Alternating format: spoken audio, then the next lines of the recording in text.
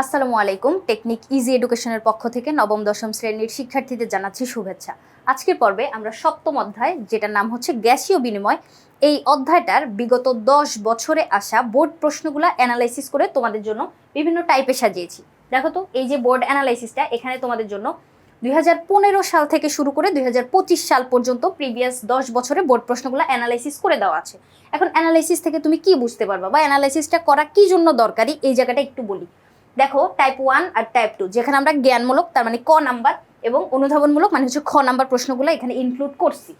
এখন তুমি এখানে দেখি বুঝতে পারতেছো এই অধ্যায় থেকে তোমার জ্ঞানমূলক প্রশ্ন কতবার আসছে বা অনুধাবনমূলক প্রশ্ন কতবার আসছে। দেখো, এই যে দিনাজপুর 17, দিনাজপুর 20, তারপরে বরিশাল 24, ঢাকা, ময়মনসিংহ, সিলেটে 25 সালে, যশোরে 24, দিনাজপুরে 19, এই যে সালগুলা কোন বোর্ডে কতবার আসছে এই সাল সহ তোমাদের জন্য এখানে লিখে দেওয়া আছে। তাহলে তুমি দেখেই বুঝতে পারতেছো এটা কিন্তু অনেকবার আসতেছে, মানে 16 সালেও, 25 সাল, 24, 17, 20, এরকম মানে কতবার কোন বোর্ডে কিভাবে রিপিট আসতেছে ওইটা তুমি দেখে বুঝতে পারতেছো।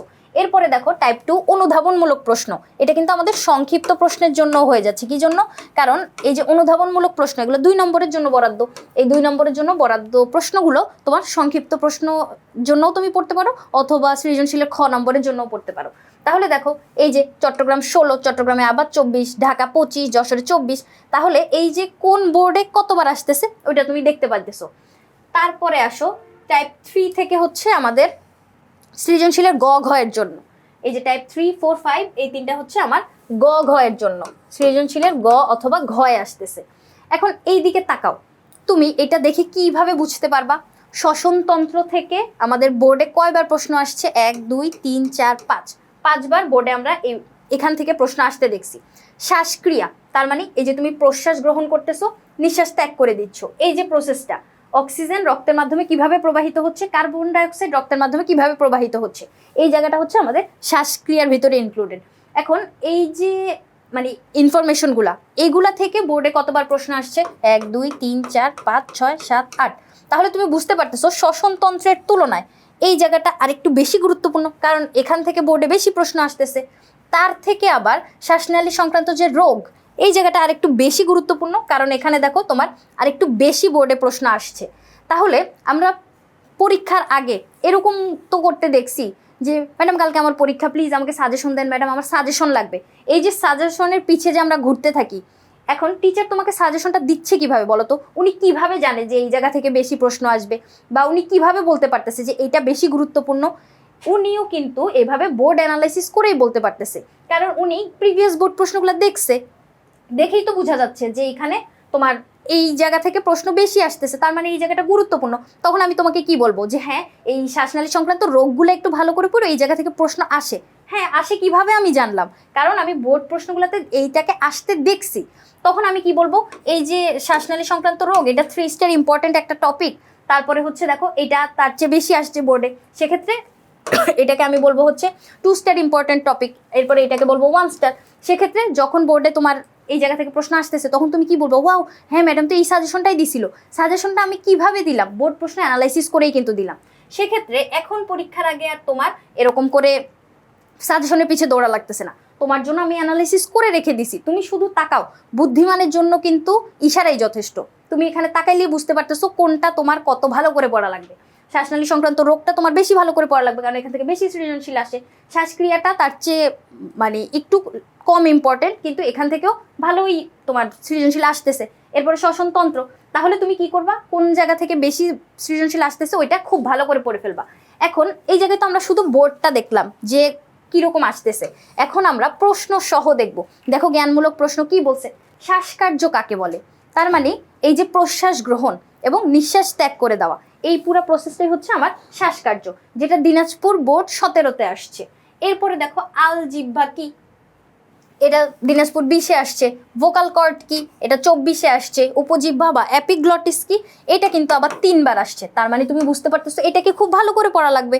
এটা কি আলাদা করে তোমাকে বলে দেওয়া লাগবে যে দেখো দেখো 3বার আসছে, এটা প্লিজ ভালো করে পড়ো? এটা তো তুমি বুঝতেই পারতেছো। 3বার যেহেতু রিপিট আসছে, তার মানে এটা বেশি গুরুত্বপূর্ণ। এগুলো একবার করে আসছে, একবার হইলেও বোর্ডে আসছে, এরকম প্রশ্ন কিন্তু আমরা বাদ দেই নাই। একবার হইলেও আসছে, ওইগুলোও আমরা এখানে ভিতরে ইনক্লুড করছি, যাতে করে তোমার মানে আমাদের টার্গেট তো 100তে 100, তাই না? সেক্ষেত্রে তোমার রিস্ক অ্যাভয়েড করার জন্য আমরা প্রিভিয়াস বোর্ডে আসছে এরকম একটা বোর্ডও কিন্তু বাদ দেয়নি, এখানে সবগুলো দিয়ে দেওয়া আছে। ক নাম্বারের জন্য এই চ্যাপ্টার থেকে যত প্রশ্ন আসছে সব এখানে ইনক্লুড করা আছে। এরপরে দেখো মধ্যচ্ছদা কি, মধ্যচ্ছদার আরেকটা নাম কি, ডায়াফ্রাম। এই যে ডায়াফ্রামটা, এটা হচ্ছে আমাদের বক্ষ গহ্বর এবং উদর গহ্বরকে পৃথককারী পেশিবহুল একটা পর্দা, এটা হচ্ছে মধ্যচ্ছদা। এখন এই প্রশ্নটা বোর্ডে কত বেশিবার আসছে তাকাও তো। রাজশাহী 25-এ আসছে, দিনাজপুর 25, যশোর 20, চট্টগ্রাম 24, সিলেট 17, কত বেশিবার আসছে। এখন কি তোমাকে আমার বলে দেওয়া লাগবে যে এটা খুব ভালো করে পড়ো, এটা খুব ভালো করে পড়ো, এটা পরীক্ষায় আসে? তুমি দেখেই তো বুঝতে পারতেছো আসে।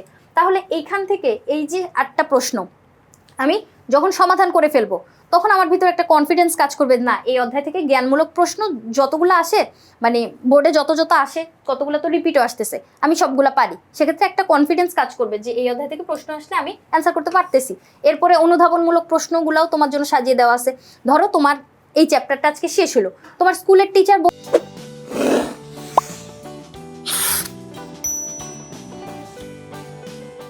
বললো যে আগামীকালকে আমরা সংক্ষিপ্ত প্রশ্নের উপর তোমাদের উপর পরীক্ষা নিব, সেক্ষেত্রে তুমি কি এখন একটা টেস্ট পেপার খুলে সংক্ষিপ্ত প্রশ্ন খোঁজা শুরু করে দিবা? না, কিন্তু তোমাদের জন্য এখানে সাজিয়ে দেওয়া আছে। এই যে সংক্ষিপ্ত প্রশ্নগুলা একবার হইলেও বোর্ডে আসছে, 2বার হইলেও আসছে, 2-3বার আসলে তো আমরা অবশ্যই নিব, কারণ এটা তো বেশি গুরুত্বপূর্ণ। একবার হইলেও বোর্ডে আসছে এরকম প্রশ্নগুলোও কিন্তু তোমাদের জন্য সবগুলো এভাবে গুছিয়ে দেওয়া আছে। সেক্ষেত্রে দেখো এই যে 3 নাম্বার প্রশ্নটার দিকে তাকাও, রাত্রেবেলা বট গাছের নিচে ঘুমালে শ্বাসকষ্ট হয় কেন? এই প্রশ্নটা বোর্ডে আবার ঘুরায় এভাবে আসছে, রাত্রিবেলা কাঁঠাল গাছের নিচে ঘুমালে শ্বাসকষ্ট হয় কেন? এই যে কিভাবে ঘুরায় পেঁচে আসতেছে, এই জায়গাটাও কিন্তু তুমি পাশাপাশি দেখতে পারতেছো। আমরা সবগুলা সিমিলার প্রশ্ন একসাথে রাখার চেষ্টা করছি যাতে তুমি বুঝতে পারো যে বোর্ডে প্রশ্নটা কিভাবে করে, বোর্ডে প্রশ্ন ঘুরায় পেঁচায় করলেও কতটা কঠিন করতে পারে এটা কিন্তু তুমি দেখে বুঝতে পারতেছো। তাহলে এই জায়গায় যখন তুমি সমাধান করতে যাবা এই যে অনুধাবনমূলক প্রশ্নগুলা, তখন তুমি সবগুলো অনুধাবনমূলক প্রশ্ন এখানে একসাথে গুছানো অবস্থায় পাচ্ছ। বোর্ড অ্যানালাইসিসের এটাই হচ্ছে আমাদের উদ্দেশ্য, তোমাকে সবকিছু গুছায় দেওয়া। এরপরে গ ঘ এর জন্য আমাদের কি আছে, শ্বসনতন্ত্র। এখানে দেখো উদ্দীপকটা কি বলছে, মিস্টার জামান দীর্ঘদিন ধরে খুসখুসে কাশি ও বুকে ব্যথায় ভুগছেন। তার কথা বলার সময় ভগ্ন স্বর লক্ষ্য করা যায়, তার মানে গলা ভাঙা। এই যে শ্বসনতন্ত্র আক্রান্ত হইল, ওই আক্রান্ত অঙ্গটার গঠন ব্যাখ্যা করতে বলছে, তার মানে তোমাকে শ্বসনতন্ত্রের চিত্র আঁকা লাগবে, গঠন চিত্র। এরপরে দেখো আরেকটা চিত্র দেওয়া আছে যেখানে এ চিহ্নিতকরণ করা আছে কি, ফুসফুস। এখন এখানে কি বলছে, এই এফ চিত্রের মানে এই পুরা চিত্রটার এই অংশটার গঠন বর্ণনা করো, তার মানে তুমি শ্বসনতন্ত্রের চিত্র আঁকবা। এই যে শ্বসনতন্ত্র রিলেটেড যতগুলা প্রশ্ন তুমি এখানে দেখবা, এই যে এই অঙ্গের গঠন তার মানে শ্বসনতন্ত্র, তারপরে এখানে কি প্লুরা নামক পর্দা, তার মানে কি প্লুরা পর্দা কোথায় থাকে, ফুসফুসের বাইরে থাকে। টি অঙ্গটির চিহ্নিত চিত্র আঁকো, তার মানে শ্বসনতন্ত্রের চিত্র। এইখানে যতগুলা প্রশ্ন দেখবা সবগুলা হচ্ছে তোমার শ্বসনতন্ত্র রিলেটেড। তাহলে তুমি কি করলা, শ্বসনতন্ত্রটা পড়ার পরে তুমি যখন এরকম চিন্তা মাথায় আসে না মাঝে মাঝে যে আমি তো এই জায়গাটা পড়লাম, আমার প্রিপারেশন কতটুকু হইলো, বা আমি নিজেকে যদি একটু যাচাই করতে পারতাম, ইস বোর্ডে কীরকম প্রশ্ন আসে এটা যদি আমি জানতে পারতাম। সেক্ষেত্রে এই যে সবগুলা সিমিলার প্রশ্ন তোমার জন্য একসাথে করে দেওয়া আছে। তুমি যখন এই পাঠে আসবা, মানে ওই যে শ্বসনতন্ত্র ওই টাইপটাতে যখন আসবা, সবগুলা সিমিলার প্রশ্ন তুমি পাচ্ছ। সেক্ষেত্রে তুমি যখন ওগুলো সব সমাধান করে ফেলবা, তুমি বুঝে ফেলতে পারতেছো বোর্ডে কীরকম প্রশ্ন আসে। বা মাঝে মাঝে এরকম হয় না যে আমি টাইপটা বুঝি, শ্বসনতন্ত্র আঁকতে বললে আমি বুঝি, কিন্তু উদ্দীপকে যখন ঘুরায় পেঁচায় বলে তখন আমি উদ্দীপকটা ধরতে পারি না, এরকম হয় না মাঝে মাঝে? ওই উদ্দীপক ধরতে পারার জন্য কিন্তু বোর্ড প্রশ্ন অ্যানালাইসিস করাটা বা বোর্ড প্রশ্ন প্র্যাকটিস করাটা দরকারি, যার জন্য তোমার জন্য আমরা হচ্ছে এখানে এভাবে টাইপ সাজাই দিছি। এরপরে দেখো শ্বাসক্রিয়া, এই যে অ্যারো চিহ্ন ভিতরের দিকে তার মানে প্রবেশ করতেছে বাতাস, অ্যারো চিহ্ন বাইরের দিকে তার মানে বাতাস বের হয়ে যাচ্ছে। এই যে প্রশ্বাস নিঃশ্বাস, এই প্রক্রিয়াটা হচ্ছে আমাদের শ্বাসক্রিয়া। উদ্দীপকে এতে উল্লিখিত তন্ত্রের মাধ্যমে গ্যাসীয় বিনিময় বর্ণনা করো, তার মানে তোমাকে এখানে শ্বসনতন্ত্র বর্ণনা করা লাগবে।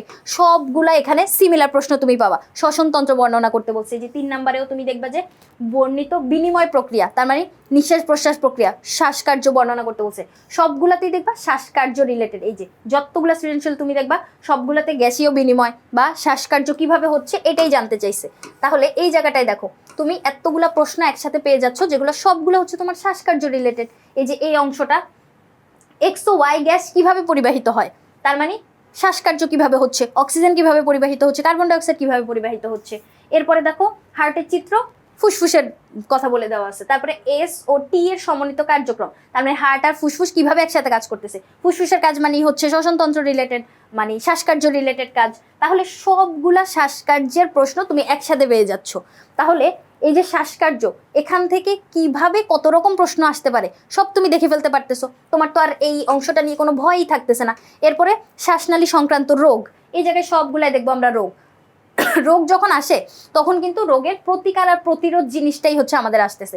রোগের প্রতিকার প্রতিরোধ, এটা ছাড়া কিন্তু আর কিছুই নেই। সেক্ষেত্রে দেখো এই যে কারণ প্রতিকার প্রতিরোধ, এটা কি হচ্ছে ও বিয়ে উল্লিখিত অঙ্গটা কি আমাদের হচ্ছে ফুসফুস। এখানে ফুসফুসে ক্যান্সার হওয়ার কারণ আর প্রতিকার জানতে চাইছে, তার মানে রোগ রিলেটেড।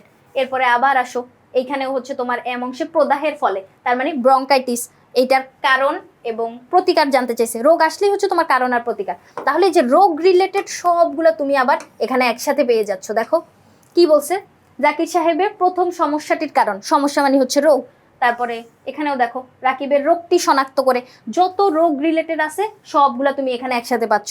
রোগ রিলেটেড সৃজনশীলের উদ্দীপক কীরকম হয়, এখানে তোমার এই যে কোনো একটা গল্পও বলে দিতে পারে, অথবা হচ্ছে এরকম ছক করেও তোমার দেখাইতে পারে, অথবা চিত্র এঁকেও দেখাইতে পারে। কতভাবে প্রশ্নটা আসতে পারতেছে সব তুমি একসাথে এখানে দেখে ফেলতে পারতেছো। এই যে দেখো এ চিহ্নিতকরণ করা আছে কি, ট্রাকিয়াটাতে এর ভেতর প্রদাহ হইলে ওই রোগটা সৃষ্টির কারণ আর প্রতিকার। এই যে রোগ রিলেটেড সব কিছু তোমার এখানে একসাথে। আবার এরকমও করে দিতে পারে প্রবাহ চিত্রের মাধ্যমে, ফুসফুসের সমস্যা কি হয়, বুকের মধ্যে গড়গড় আওয়াজ হইতে পারে, ভগ্নস্বর হওয়া আরেকটা রোগের লক্ষণ, খুসখুসে কাশি এবং মাঝে মাঝে কাশির সাথে রক্ত যাওয়া। এই যে সিমটমগুলো সব দেখে তোমাকে বুঝতে পারতে হবে এটা কোন রোগ। তাহলে এই যে রোগ রিলেটেড প্রশ্ন কতভাবে আসতে পারে সব তুমি এখানে বুঝতে পারতেছো। তাহলে বইয়ে যখন রোগের অংশটা পড়ে এসে এখানে তুমি দেখে ফেলবা যে বোর্ডে কিভাবে প্রশ্ন আসতেছে। সেক্ষেত্রে বোর্ডে বসার যে ভয়টা, এটা কিন্তু আমাদের ভিতরে কাজ করবে না। বোর্ড প্রশ্নে বা বোর্ড পরীক্ষায় বসাটা একটা ভীতিকর ব্যাপার না অনেকজনের কাছে, যে আমি কি উদ্দীপকটা ধরতে পারবো কিনা, কত কঠিন প্রশ্ন করবে, অনেক ভয় লাগতেছে। এই ভীতিটা থেকে কিন্তু আমরা মুক্তি পাইতে পারতেছি, তোমার পড়াশোনাটাকে আরও বেশি সহজ করতে পারতেছি আমরা এই টাইপ ভিত্তিক করার মাধ্যমে। টাইপ ভিত্তিক পড়াশোনা করলে কিন্তু এটা মানে আরেকটু ভালো হয় বা সহজ হয়, যার জন্যই তোমাদের জন্য এই বোর্ড অ্যানালাইসিসটা করে দাও। আমি কি বুঝাইতে পারছি বোর্ড অ্যানালাইসিস কী জন্য গুরুত্বপূর্ণ? তাহলে আজকের পর্ব এই পর্যন্তই, পরবর্তী পর্ব দেখার আমন্ত্রণ রইল। ধন্যবাদ সবাইকে।